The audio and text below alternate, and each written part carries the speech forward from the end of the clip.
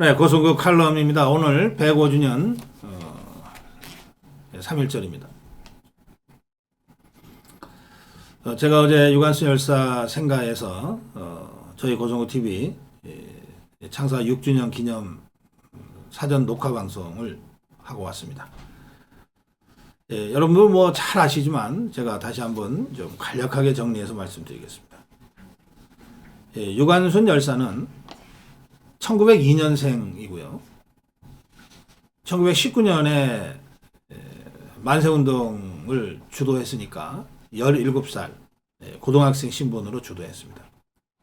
그리고 감옥에 가서 3년형을 받고 고문과 폭행을 당한 끝에 방광이 터져서, 그런데 방광이 터진 후에도 치료를 제대로 받지 못해서 결국 살이 썩어 들어가다가 교도소 안에서 순국했습니다. 그때가 18살 때입니다.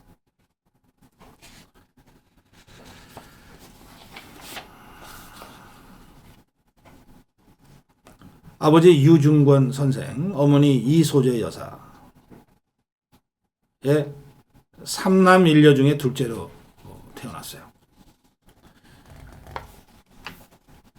이 유중권, 아버지 유중권 선생은 당시에 그 기독교를 일찍 받아들인 그 개명된 성각자였다고 합니다. 지역 인근에서 영향력이 큰 지도자였다고 합니다.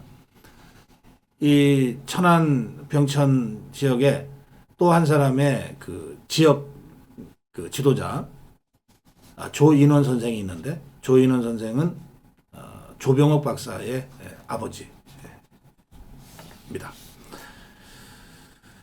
이 유중권 선생 그리고 이소재 여사 두 분 다 아운의 만세 시위 현장에서 순국합니다.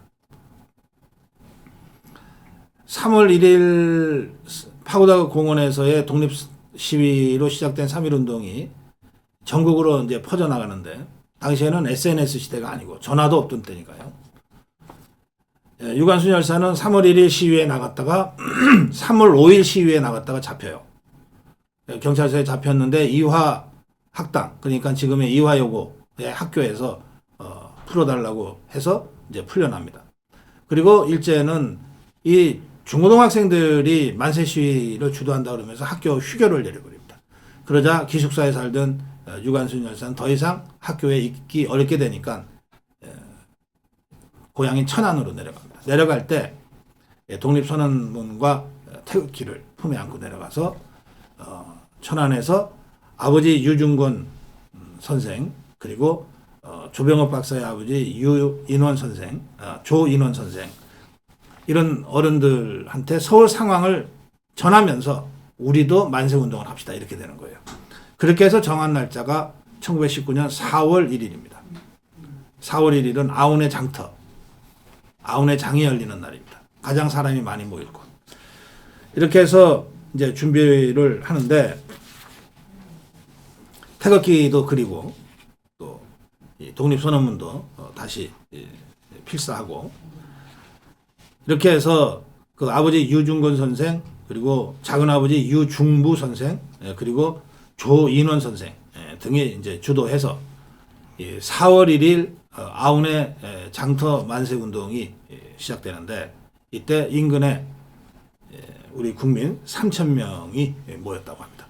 아운의 장터가 워낙 큰 장이기도 하지만 앞장선 유중권 선생, 유중무 선생, 조인원 선생이 워낙 인근에서 그 아주 신망이 있는 그 지도자들이었기 때문에 그분들의 이름을 듣고 이렇게 많은 국민들이 모였다고 할 수 있습니다.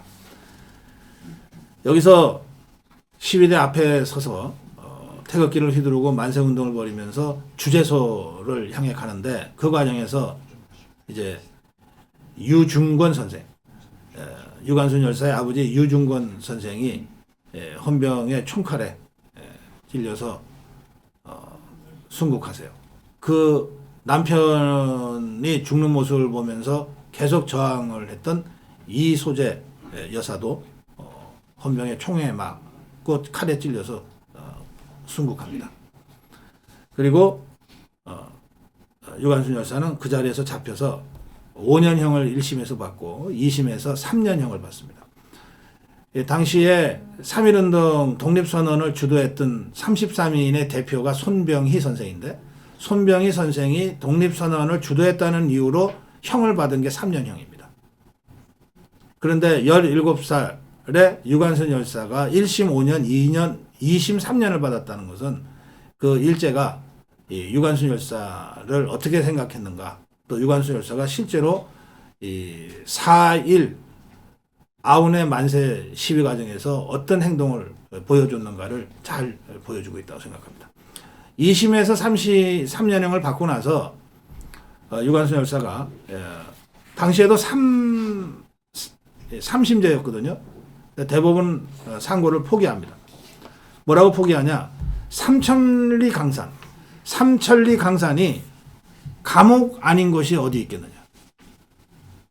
내가 서대문 형무소에 가서 감옥살이를 하든 설사 형이 감형이 돼서 나와서 살든 감옥이긴 마찬가지다.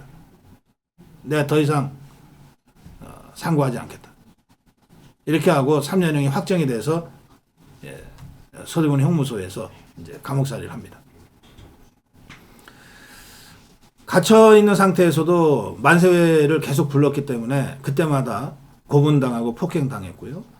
1년 후 1920년 3월 1일 3.1운동 1주년을 기념한 만세를 또 감옥 안에서 주도하다가 고문을 당하고 폭행을 당하는데 그때 방광이 파열돼요. 2020년 3월 1일 이제 방광이 파열되는 폭행을 당합니다. 그런데 언제 순국했냐면은 9월 28일 순국했거든요. 그럼 3월 1일부터 9월 28일까지 무려 6개월 동안을 방광이 파열된 상태에서 어떤 치료도 받지 못하고 살이 썩어 들어가는 이 고통 속에서 순국을 한 겁니다. 아마 시신이 굉장히 참혹했을 것이고요. 그래서 순국한 지 보름이 지나서야 이화 학당에서 유관순 열사의 시신을 인계받아서 정동교회, 지금도 있는 그 정동 감리교회입니다. 정동교회에서 장례의식을 거행하고 이태원 공동묘지에 안장됐는데, 이 이태원 묘지는 일제 때 도시개발로 사라졌어요. 1962년에 건국원장 독립장이 추서됐습니다. 이렇게 해서 유관순 열사와 그 일가 독립운동가로 후원 포상을 받은 사람들이 모두 9명인가 되는데요. 그 집안 전체가 독립운동 집안인 거죠. 우선 유관순 열사 본인, 아버지 유중건 선생, 어머니 이소재 여사, 오빠 유우석 선생, 작은아버지 유중무 선생, 그리고 이화학당에서부터 같이 만세운동을 했던 사촌언니 유예도 여사, 오촌 조카 유재경 선생, 그리고 증조 할아버지 유도기 선생 등 8명이 대한민국 정부로부터 독립운동가로 훈 포상을 받았습니다.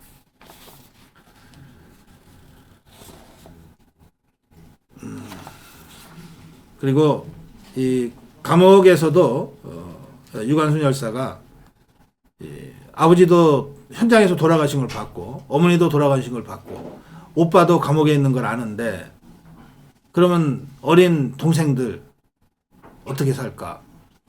그 때문에 늘 슬픔에 잠겨 있고 눈물로 보냈다고 하는데, 그 동생들은 그 지역 주민들이 거두었고, 그리고 더 이상 병천에서 살기가 어려워져서 일제의 그 감시와 탄압 때문에 이웃 동네로 가서 살다가 해방이 돼서야 고향으로 돌아와서 지금의 유관순 열사 생가를 복원하고 지금에 이르렀다고 합니다.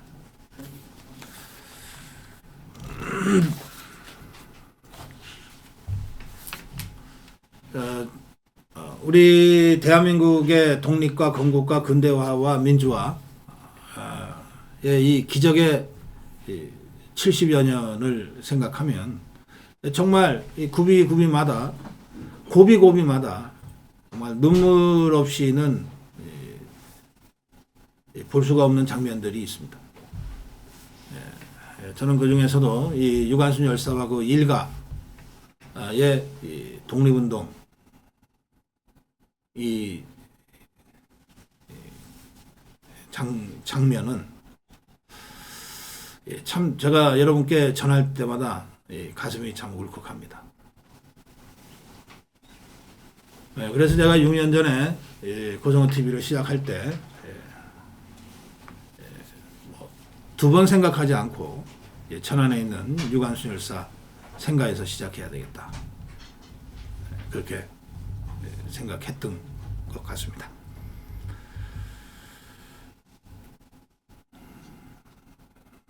이제 고성호 칼럼을 마무리하면서 다시 한번 대한민국의 독립과 건국, 근대화 민주화, 그리고 지금도 계속되고 있는 종북 주사파와의 투쟁의 의지를 다시 한번 다 잡는 그런 계기가 되기를 바랍니다. 제가 어제 그래서 유관순 열사 생가를 다시 다녀왔습니다. 6년 전에는 저하고 친구 둘이서 외롭지만 호기롭게 다녀왔는데 어제는 우리 스태프들하고 또 아미고 회원들하고 더 무거운 마음으로 더 무거운 어깨로 갔다 왔습니다. 유관순 생가를 다녀온 그 영상 지금 틀어드리겠습니다. 이 영상 보시면서 우리 시청자와 함께 할 본부장들 모시겠습니다. 영상 보고 있겠습니다.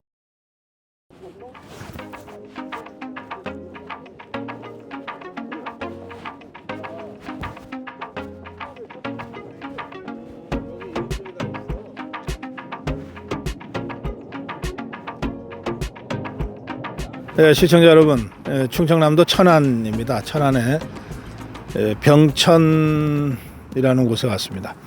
1919년 4월 1일이요. 3월 1일 3.1운동 딱 한 달 후입니다. 당시에 이제 1.6장이네요. 그 장날을 이용해서 여기 병천에 이곳에서 한 1.5km 정도 떨어져 있는 곳이 그 병천 그 읍내거든요. 그곳에서 이제 3.1운동을 이어서 만세운동을 시작하죠. 처음부터 기획하고 주도했던 사람이 바로 유관순 열사입니다. 저희가 오늘 저희 고성호 TV 창사 6주년을 맞아서 고성호 TV가 첫 방송을 했던 바로 그곳 유관순 열사 생가로 왔습니다. 지금 여러분들 이렇게 둘러보시면 태극기가 쫙 꽂혀 있는데요. 6년 전에는 이 태극기가 없었어요. 아마 우리 윤석열 정부 들어서서 이 태극기가 꽂히게 되지 않았을까 생각됩니다.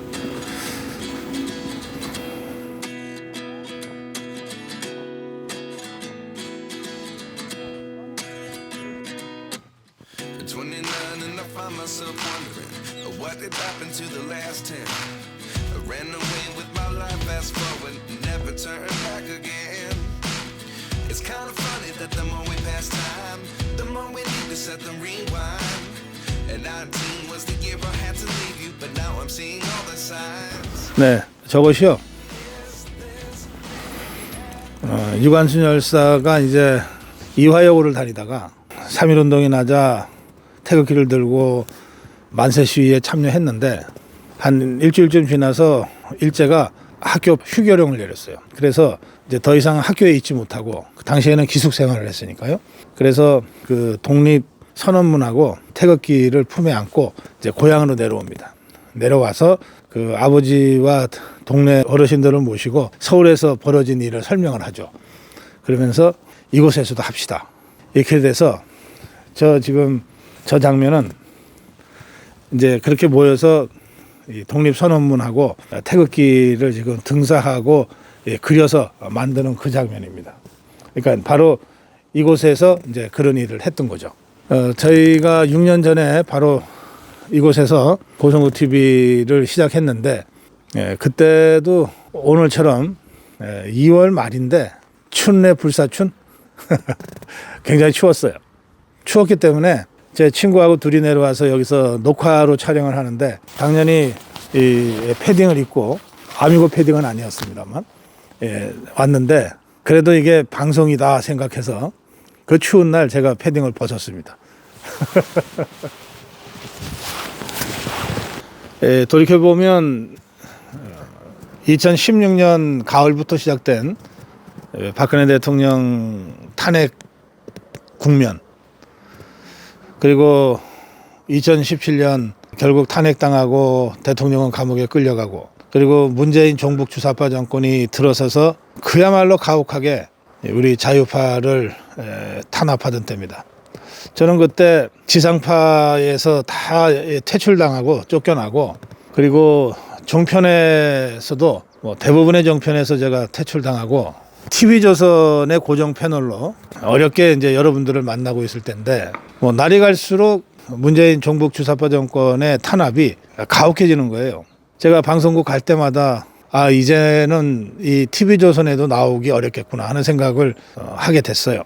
좌우라는 말을 못 쓰게 했어요. 보수 진보로 불러라. 이 진보라고 하는 단어가 갖고 있는 그 긍정적 이미지를 염두에 둔 이 종북 주사파 정권의 강요였죠.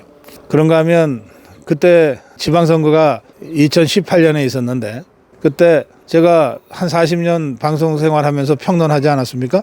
늘 선거 때마다 이렇게 논평했거든요. 여러분들 눈높이에서 보면 최선의 후보가 없을 수 있다.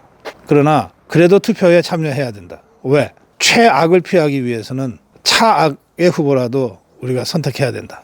제가 지상파 종편에서 여러 수백 차례 아마 논평했을 그 주장인데 그거는 정치학 교과서에도 나오는, 제가 학교에 있을 때 학생들 가르치던 얘기거든요. 그렇게라도 해서 정치 참여를 해야 된다. 투표하고 참여해야 정치가 발전할 수 있다. 이런 얘기인데 그 말을, 그 논평을 못하게 하더라고요. 하도 어이가 없어서 도대체 이 논평을 왜 못하게 하느냐 그랬더니 최악을 피해서 차악이라도 라고 할 때 최악, 이걸 다른 사람이 얘기하면 몰라도 고성국이가 얘기하면 그게 문재인 종북 주사파 정권을 연상시킨다는 거예요. 그런 때였습니다. 종북 주사파 문재인 정권의 광풍이 불 때입니다.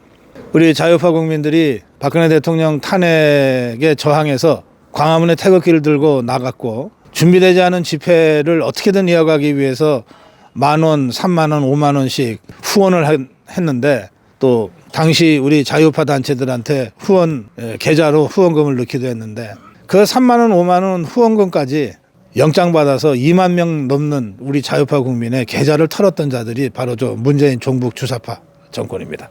그래서 이제 이 TV조선에서마저도 내가 내 이야기를 국민들한테 전할 수 있는 시간이 얼마 남지 않았다는 것을 이제 느끼게 됐어요. 여러 차례 걸쳐서 제 방송 출연 횟수도 자꾸 줄어들고 방송 시간도 줄어들고, 그리고 제가 뭐라고 얘기하면 진행자가 꼭 토를 달아서 희석시키고, 그래서 이제 제 평생의 업으로 해온 방송을 통한 정치평론을 이제는 접어야 될 때인가 보다. 뭐 사실 당시에는 수백 명의 우리 자유파 지도자들이 감옥에 가고, 두 대통령이 감옥에 가고, 국정원장 4명이 한꺼번에 감옥에 들어가고, 정말 종북주사파의 광풍이 우리 자유파를 완전히 짓누르고 진 이길 때거든요. 감옥 안 간 것만 해도 다행이다. 그런 생각으로 뭐 하루하루 연명할 수도 있었어요. 그런데 도저히 그렇게 할 수 없더라고요. 어떻게 세운 나라, 어떻게 지켜온 나라인데 여기서 저 허접한 천박하게 짝이 없는 저 문재인 일당들한테 나라를 도륙당하게 할 수 있겠는가. 그때 마침 유튜브라고 하는 게 있다고 우리 젊은 청년들이 저한테 가르쳐 줬어요. 방송이 아니더라도 제 얘기를 우리 국민들한테 전할 수 있다는 말에 유튜브가 뭔지도 모르고 뛰어들었습니다. 어떻게 하면 되냐 그랬더니 스마트폰으로 촬영해서 올리면 된다는 거예요. 그래서 그 얘기를 듣고 한 일주일쯤 후에 유튜브 해야 되겠다. 그렇게 생각하고 나니까 당시에는 문재인 종북 주사파 정권이 막 정권을 잡아서 10년, 20년, 50년 집권하겠다. 자유파 완전히 멸절시키겠다. 이럴 때거든요. 언제 끝날지 모를 기나긴 이 투쟁을 바로 문재인 종북 주사파 세력과 할 수밖에 없다라고 생각을 했어요. 그래서 첫 방송을 독립운동하는 심정으로 바로 이곳 유관순 열사 생가에서 시작을 했습니다. 6년 전에 바로 제가 이 자리에서 고성구 TV를 시작하겠습니다라고 여러분께 선언했어요. 문재인 종북 주사파 정권과 투쟁해서 자유민주주의를 되찾을 때까지 유튜브라는 수단을 이용해서 싸우겠습니다. 그 후로 6년이 흘렀습니다. 그 사이에 하늘도 무심치 않아서 우리 자유우파가 정권을 되찾았어요. 윤석열 정부를 출범시켰어요. 그러나 춘내 불사춘, 봄은 왔지만 아직 봄은 아닌 이 상황이 지난 2년간 계속됐습니다. 문재인 종북 주사파 정권은 대통령 선거에서는 졌지만 의회를 독점적으로 장악하고 의회 독재를 계속했어요. 여전히 지상파 종편, 조중동을 비롯한 신문, 라디오를 장악하고 있습니다. 저희 고성호 TV는 6년 전에 시작을 해서 한 6개월 정도 후부터 광고 탄압을 받기 시작했는데 그때부터 시작된 광고 탄압은 지금도 계속되고 있어요. 바뀐 건 하나도 없습니다. 이제 40일 후면 종북 주사파 세력의 의회 독재를 격퇴하고 청산할 수 있는 총선거가 실시됩니다. 총선거에서 우리 자유파가 승리하고 나면 지금보다는 조금 나은 상황이 조성될지도 모르겠어요. 그래도 그것이 끝이 아닙니다. 저 종북 주사파들은 목숨을 다해서 수단 방법을 가리지 않고 총반격을 지금 준비하고 있습니다. 여건만 된다면 윤석열 대통령을 탄핵하겠다고 공언하고 있어요. 저 종북 주사파 세력이 곳곳에 심어놓은 좌파 진지들은 여전히 활발하게 가동되고 있어요. 저들과 싸워서 우리 자유파의 최종적 궁극적 승리를 하는 그날까지 저희 고성호 TV는 한치의 망설임도 없이 한순간의 주저함도 없이 종북 주사파 세력과의 전면적인 투쟁에 선봉에 나설 겁니다. 그것이 6년 전에 제가 이 자리에서 여러분께 약속드린 겁니다.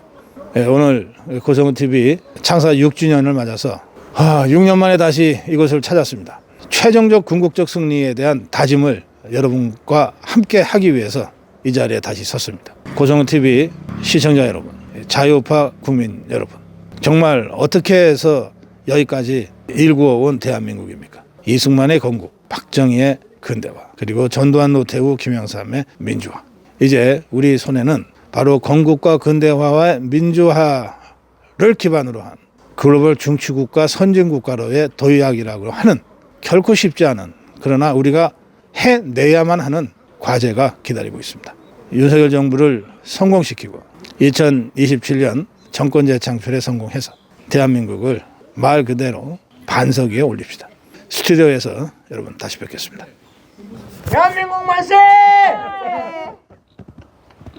유관순 열사 만세! 고성호 TV 만세!